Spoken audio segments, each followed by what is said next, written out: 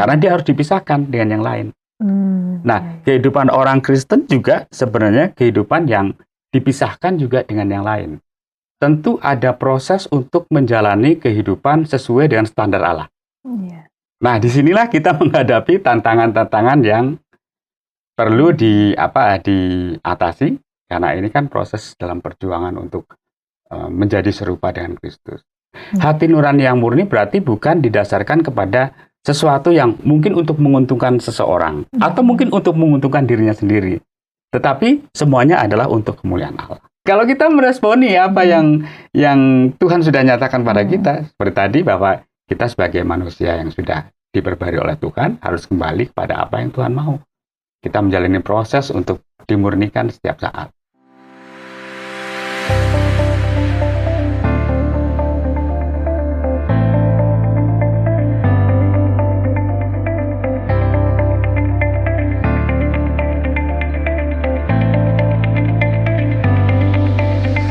Halo sahabat Askara Channel, kita berjumpa lagi di program Bincang Kita, bercakap bersama, mencari makna. Bersama saya, Tabita Makitan, yang kali ini ditemani oleh Bapak Oti Priyambodo. Terima kasih Pak untuk selalu hadir di obrolan Bincang Kita. Setiap bulan sekali ya? Setiap bulan sekali, iya. Saya bersama dengan Mbak Ita. Betul Pak. Dan kali ini ya Pak, kita akan membicarakan tentang topik, yaitu dimurnikan oleh Tuhan. Dimurnikan oleh Tuhan. Iya, kita kan banyak mendengar istilah yang menggambarkan iman kita kepada Tuhan Yesus. Dan salah satunya ini adalah menjadi murni, begitu. Murni kan berarti ya seperti air putih begitu ya Pak ya. Murni air begitu. Putih itu bening atau murni ya? Bening dan murni bersih juga mungkin Pak ya. Ya, nah ini yang kita akan coba pahami bersama-sama. Mungkin bisa diawali dengan yang dimaksud Tuhan dengan kita menjadi murni itu seperti apa Pak? Oke, mungkin kita mencoba untuk melihat kata murni ya dalam pengertian secara umum dulu. Iya. Setelah itu baru kita kembali kepada Alkitab ya. Jadi kalau dalam kamus bahasa Indonesia ya, KBBI, Kamus Besar Bahasa Indonesia. Ya. Dalam Kamus Besar Bahasa Indonesia itu kata murni itu artinya tidak bercampur dengan unsur yang lain. Kalau tidak bercampur dengan unsur yang lain berarti dia asli dong. Asli. Ori ya. Ori, original. Sekarang kan banyak yang KW-KW itu. Iya. Orang lebih senang yang KW-KW ya. Tapi pengertian di sini adalah tidak bercampur dengan unsur yang lain. Artinya dia memang tulen. Nah, atau istilah asli. Kalau asli kan berarti murni. Karena memang dia asal dari yang awal ya. Kemudian yang kata berikutnya adalah artinya belum mendapat pengaruh dari luar. Nah, dalam pengertian umum ya. Jadi kata murni itu artinya tidak bercampur dengan unsur yang lain, kemudian belum mendapat pengaruh yang dari luar. Kalau belum mendapatkan pengaruh dari luar berarti dia memang masih alami. Ya kalau kita misalnya ke hutan jauh di sana, kemudian kita yang biasa jalan-jalan ke hutan begitu ya, pasti kan biasanya di situ lebih alami apa yang ada di sana. Tapi kalau Taman Hutan Rakyat atau Tahura yang ada di kota kan berbeda ya. Walaupun di situ ada binatang, burung misalnya, kemudian ada ular, tapi kan ular itu biasanya di kerangkeng ya. Di satu tempat. Betul, bukan di habitat aslinya seperti itu ya Pak ya. Didesain sedemikian rupa. Sekarang juga banyak wahana-wahana yang mencoba untuk mengembalikan pada sesuatu yang alami, yang natural. Nah, kemudian yang berikutnya dalam pengertian secara rohani ya, artinya suci atau artinya tulus, sesuatu yang sejati ya. Jati berarti sesuatu yang dasarnya adalah tidak dikotori, ya kan? Nah, kalau murni berarti kan sesuatu yang tulus, sesuatu yang suci, kemudian yang berikutnya juga artinya eh, ya tadi belum terpengaruh. Kalau tadi kan belum mendapat pengaruh dari luar, yang berikutnya adalah belum terpengaruh oleh dunia luar, ya kan. Jadi masih ya asli begitu ya. Iya. Nah, ini dalam pengertian secara umum, artinya tulen ya masih asli dan tidak bercampur dengan hal yang lain. Nah, itu kata murni. Nah, kalau dari Alkitab ya, kalau dari Alkitab kita mencoba untuk melihat apa yang terdapat di dalam Alkitab. Alkitab kalau kita membaca kisah dalam 2 Timotius pasal yang ke-1 ayat yang ketiga disebutkan, aku mengucap syukur kepada Allah yang kulayani dengan hati nurani yang murni. Nah, kata di sini menggunakan kata kataros. Seperti yang dilakukan nenek moyangku, dan selalu aku mengingat engkau dalam permohonanku baik siang maupun malam. Nah, kata kataros ini artinya adalah sesuatu yang bersih. Oke, murni, bersih seperti itu. Ya, tadi disampaikan sama Mbak Ita, kayak air. Iya. Air itu kan putih. Betul. Putih atau bening. Tapi biasanya kalau air itu bening ya. Bening, iya. Tapi kadang-kadang kita menyebut air putih. Nah, sesuatu yang belum terkotori atau sesuatu yang bersih. Nah, pernyataan seperti ini banyak disampaikan di dalam Alkitab. Kemudian selain kata kataros juga ada kata-kata yang lain yang digunakan, misalnya ada bagian yang ada di dalam Kisah Rasul pasal yang ke-23 ayat yang ke-1. Sambil menatap anggota-anggota Mahkamah Agama, Paulus berkata, hai saudara-saudaraku, sampai kepada hari ini aku tetap hidup dengan hati nurani yang murni. Nah, ini kata agathos di hadapan Allah. Artinya murni dalam pengertian baik, murni dalam pengertian berguna, murni dalam pengertian dihargai, murni dalam pengertian juga menguntungkan. Ada beberapa kata-kata yang lain sebenarnya yang kita coba ini, paling tidak dua kata itu. Yang pertama tadi ada kata kataros, ya. Kemudian agathos, yang kedua agathos. Ada kata-kata yang lain yang berbicara tentang kemurnian juga dalam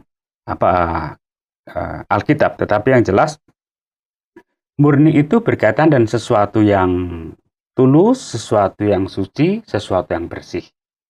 Nah, kalau dalam pengertian tadi 2 Timotius pasal yang ke-1 dan yang ketiga itu berbicara berkaitan dengan bersih, ya, bersih secara fisik itu artinya murni dari sesuatu yang mengotori, ya, atau murni seperti emas yang dimurnikan oleh api.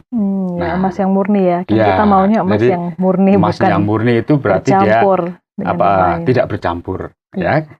Kalau murni itu biasanya berapa karat tuh?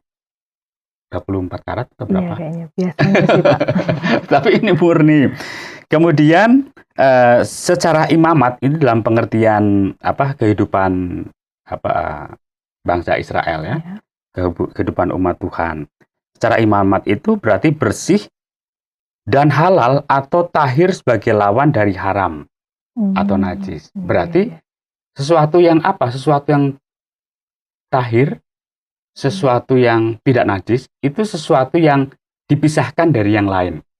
Nah, kalau di dalam Perjanjian Lama kan kalau kita para imam mau melayani Tuhan, itu kan berarti ada satu simbol-simbol yang mencoba untuk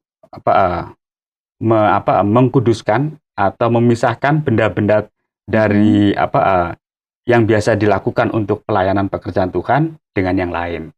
Jadi harus ada istilah penyucian. Karena dia harus dipisahkan dengan yang lain.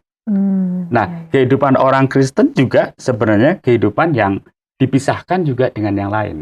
Nah, kemudian murni dalam pengertian etis ya, dalam pengertian bersih di sini, yaitu bebas dari dosa dan kesalahan atau manusia yang tidak bersalah. Oke. Ya itu paling tidak kalau kita Mhm. melihat ya dalam Alkitab ada pengertian apa kataros, ada pengertian yang berkaitan dengan apa namanya tadi agathos. Ya, Atas, ya. itu Mbak Tabita. Iya, jadi murni itu digambarkan Mhm. sejati, Iya, tulus juga, kemudian bersih. seperti emas tadi itu ya Pak ya, Iya. yang murni. Mhm. Mungkin juga seperti bayi baru lahir gitu ya Pak ya, belum terkontaminasi dengan yang Iya, lain begitu, dalam belum pengertian bercampur dengan memang yang lain, bayi yang belum lahir itu kan dia yang masih baru lahir ya. belum ada apa namanya, belum ada pengaruh dari Betul, apa pendidikan orang tua kan iya. masih apa masih Aslinya masih seperti itu Pak. aslinya. Ada yang Dan menyebutkan mengacu, kalau bayi ya, yang baru lahir itu kayak selembar kertas yang masih murni begitu. Ada yang masih putih. memberikan pengertian seperti itu. Iya, dan Masih juga putih. menyangkut hati ya Pak ya, hati yang Iya. murni itu tadi yang harus Ya, kita perhatikan. ini berkaitan dengan hati juga. Kalau kita Mhm. berbicara tentang apa kehidupan yang berkaitan dengan apa secara etis ya, artinya bebas dari sebuah kesalahan. Ya. Bebas dari sebuah kesalahan artinya dia ya apa? Kalau orang bersalah itu kan sebenarnya kan kaitannya dengan kehidupan dalam dosa kan. Mhm. Tetapi kaitannya dengan kehidupan orang percaya, orang yang murni itu terbebas dari sebuah apa ya? Kesalahan yang sebenarnya menuduh dalam dirinya. Mhm. Begitu, Mbak. Iya, jadi karena itu, Mhm. karena kita murni itu ya Pak ya, Mhm. ada satu kata tadi kita tidak bercampur, belum dicampur dengan pengaruh-pengaruh yang Mhm. lainnya seperti itu. Ya, Nah, jadi untuk jadi belum tercampur dengan pengaruh yang lainnya atau kita dipisahkan dengan yang lainnya. ya, nah apakah bisa dikatakan kalau Mhm. hal-hal duniawi itu ada yang bisa membuat kita itu tidak murni itu tadi Pak? Jadi Ya, kita apa ya, harusnya tidak bercampur dengan hal-hal itu. ya Nah, betul. hal-hal apa saja sih Pak yang bisa membuat kita itu tidak murni itu tadi? Ya, kita tahu bahwa hidup kita sebagai orang percaya kan kita hidup dalam dunia yang baru ya. Dunia yang baru dalam pengertian kita dulu sebelum percaya kita adalah manusia yang berdosa, ya kan? Kemudian Tetapi menjadi setelah kita percaya kita adalah manusia yang baru. Yang diciptakan sesuai dengan apa kerinduan Allah. Kan kita manusia yang sudah jatuh dalam dosa. Iya. Kemudian hubungan antara manusia dan Allah kan terputus. Jadi manusia berusaha untuk melakukan segala sesuatu sesuai dengan cara berpikirnya dia. Nah, sesuai dengan cara berpikirnya dia dalam hal apa? Dalam hal mungkin berpikir, mengambil keputusan, kemudian juga bertindak. Bahkan ketika kita menyampaikan ungkapan kata-kata pun kan dipengaruhi oleh itu. Jadi kerusakan manusia yang berdosa itu memang kerusakan secara total dan itu akan berpengaruh dalam dirinya.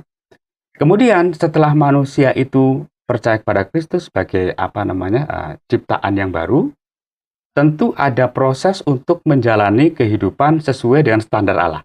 Iya. Nah, disinilah kita menghadapi tantangan-tantangan yang perlu diatasi karena ini kan proses dalam perjuangan untuk menjadi serupa dengan Kristus. Hal-hal apa saja yang dapat membuat seseorang itu akhirnya menjadi tidak murni? Ya seperti tadi, manusia itu kan mencoba untuk memenuhi segala sesuatunya sesuai dengan keinginannya.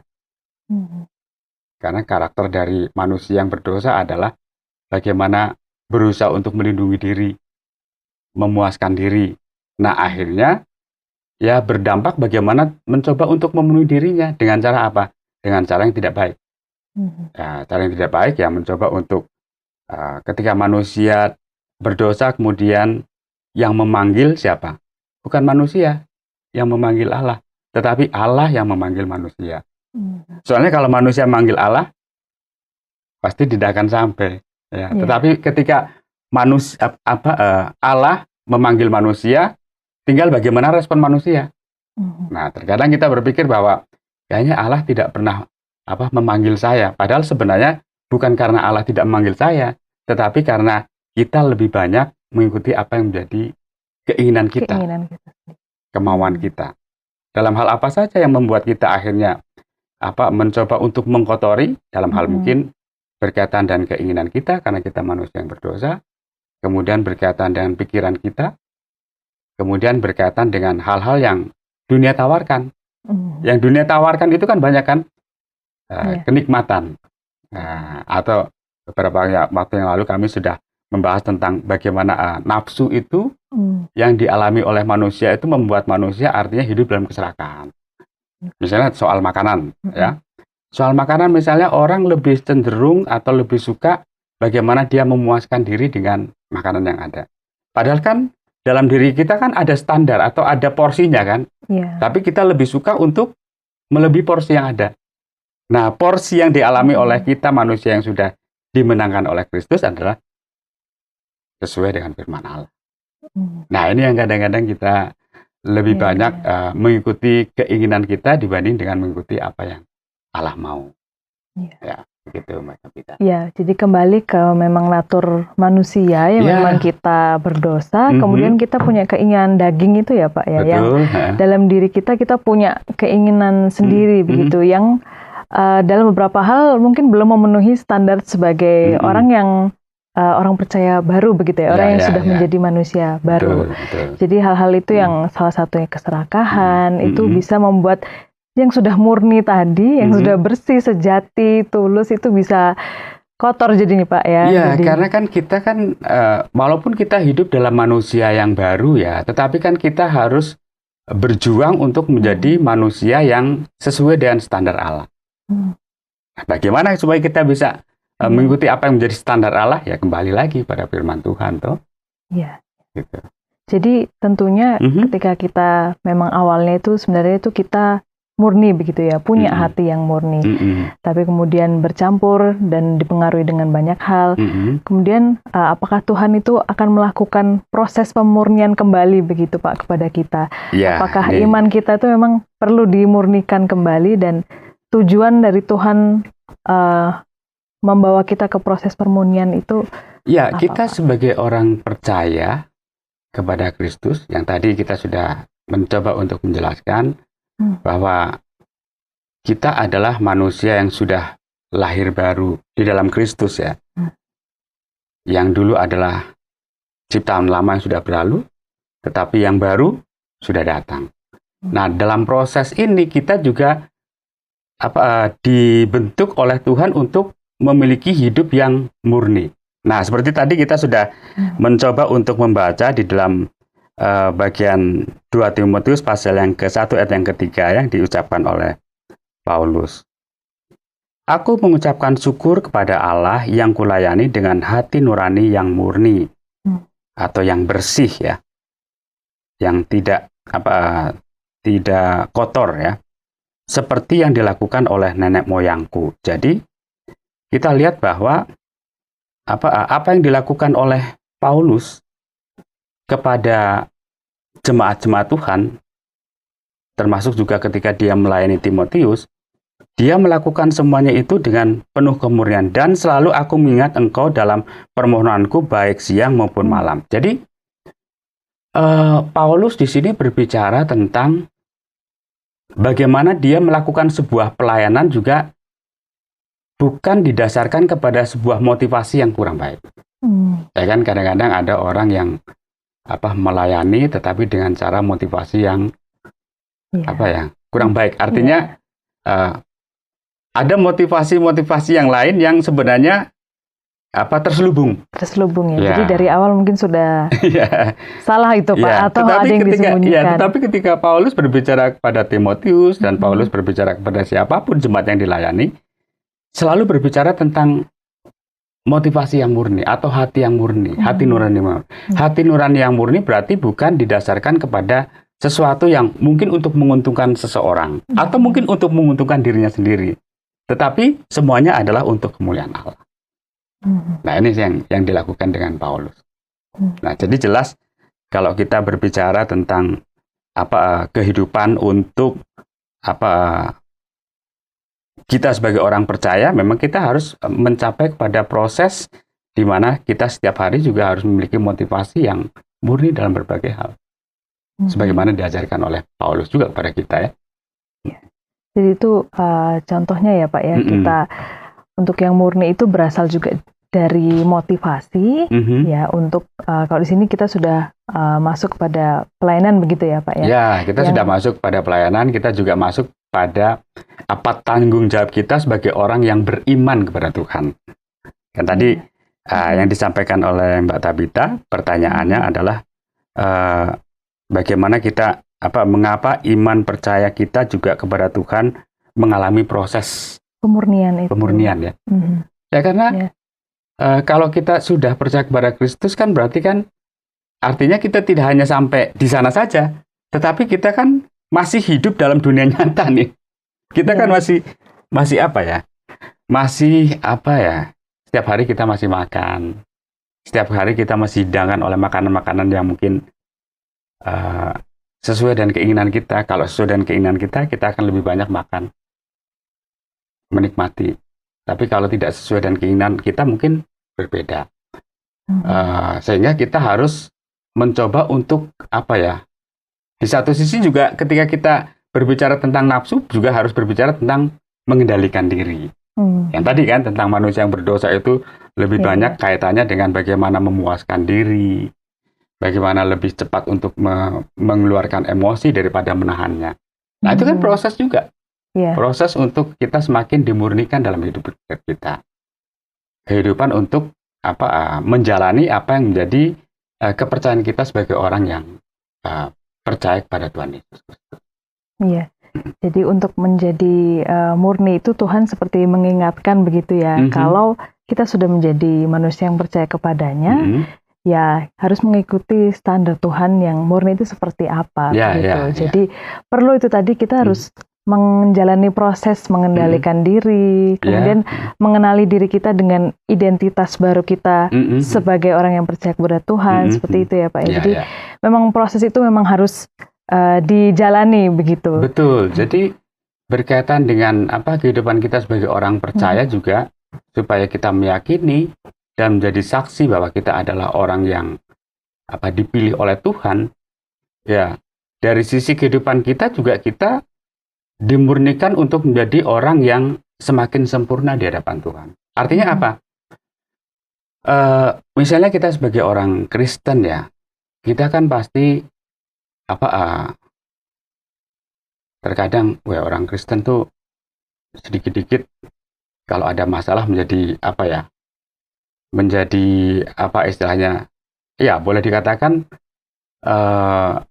selalu ada semacam tekanan-tekanan tertentu ya. Tapi itu bagian dari firman Tuhan yang harus kita jalani, dan itu bagian dari apa yang harus kita jalani sebagai orang yang semakin hari semakin dimurnikan. Soalnya kalau kita sebagai orang Kristen tidak mengalami tekanan, tantangan ya, pasti kita akan terbuai. Dan di sana mungkin kita tidak tahu kemurnian hidup kita yang sebenarnya, ya kan? Karena sebagai pengikut Kristus pengikut kan berarti kan harus percaya kepada Dia, kemudian harus juga siap untuk menderita dan siap juga untuk mengikuti Dia. Nah, begitu Mbak Tabita. Ya, jadi kita harus menyediakan diri kita untuk mau dimurnikan oleh kita Tuhan. Juga harus menyiapkan diri atau menyediakan hidup kita untuk semakin hari semakin dipakai oleh Tuhan dalam berbagai hal. Dalam kehidupan kita sebagai pribadi, mungkin kita juga memiliki karakter-karakter juga yang perlu dimurnikan oleh Tuhan. Sehingga karakter kita bukan menjadi karakter kita yang lama, tetapi menjadi karakter Kristus. Ya kan? Kemudian sebagai dalam hubungan kita juga dengan sesama, kita juga dibentuk di sana untuk menjadi semakin baik dan menjadi berkat bagi orang lain. Kan kita kan sebagai manusia kan perlu bergaul dengan sesama. Ya kan? Kita menjadi semakin berarti atau bermakna atau semakin berhikmat karena kita dapat kesempatan untuk bergaul dengan orang lain. Besi menajamkan besi, manusia menajamkan sesamanya. Ya, ketika kita bergaul juga kita menjadi semakin diasah kehidupan kita. Apakah kita di sana menjadi batu sandungan atau tidak? Kalau kita di sana menjadi batu sandungan berarti ada sesuatu yang salah dalam diri kita. Nah, kita perlu diarahkan untuk menjadi semakin murni di hadapan Tuhan. Iya. Begitu Mbak Tabita. Jadi murni pun itu bukan menjadi urusan pribadi saja ya, tetapi juga Akan ketika berdampak. kita berdampak secara berdampak. bersama-sama, orang yang menjadi murni di hadapan Tuhan itu akan malah semakin kuat begitu ya. Akan berdampak bagi secara keseluruhan. Iya. Baik, ini untuk poin terakhir ini ya Pak ya.